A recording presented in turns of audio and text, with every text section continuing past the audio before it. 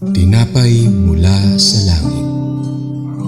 A daily morning devotion with CRC Family.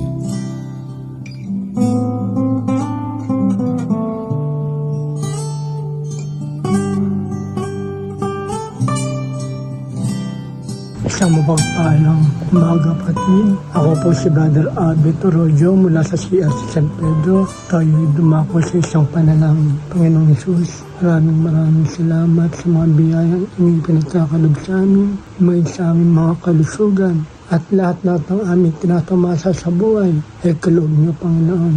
Nawa maging sa umagang ito, sa aking paghahayag ng mabuting balita, ay aking nawang may pabatid sa aking mga kapatiran ng maayos, matiwasay, at kayo ang malugod, at kayo ang maparangal at mapapalihan. Maraming salamat.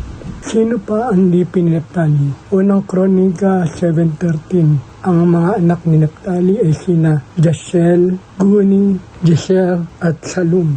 Ang-anim na anak ni Jacob, si Naphtali. Ito ang nagpapatuloy ng paglalaan ng mga lungsod sa mga tribo sa Israel. Pinapakita na hindi basta tayo napupunta sa lugar na nais natin, sapagkat ang kalooban niya ang masusunod sa buhay natin. At ang Diyos rin ang magbibigay sa atin ng mga lugar na dapat nating kalagyan. Magtiwala at umasang gaganapin ng Diyos ang balak niya sa buhay natin. Bago pa natin bigkasin o sabihin sa Diyos, batid na niya ang lahat-lahat ng pangailangan natin bago natin isipin. Huwag kayong matakot sa Kanya sapagkat sasamahan kayo ni Yahweh, hindi niya kayo pababayaan.